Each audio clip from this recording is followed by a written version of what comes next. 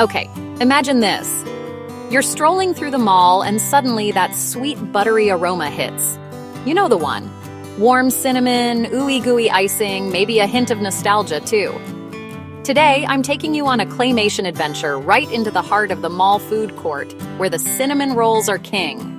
Let's roll up our sleeves and get started. First, the dough. It's gotta be soft, pillowy, and just a little squishy, like those rolls you see spinning behind the glass.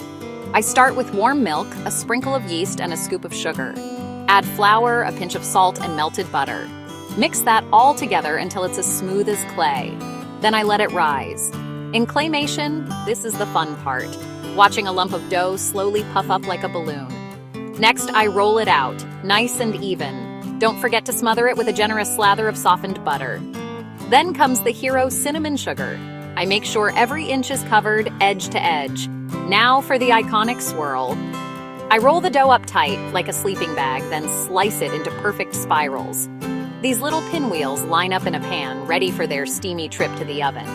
In claymation, each cinnamon roll gets its own personality. Some are a little lopsided, some are extra spirally. But that's the charm. When they bake, the kitchen fills with that dreamy smelling cloud, just like your favorite spot at the mall. And now, my favorite part, the icing. It's simple: cream cheese, powdered sugar, a splash of milk, and a touch of vanilla. I drizzle it over the hot rolls and it melts right in, making everything look glossy and irresistible. In our claymation world, the icing oozes and drips, slow motion style, coating every swirl.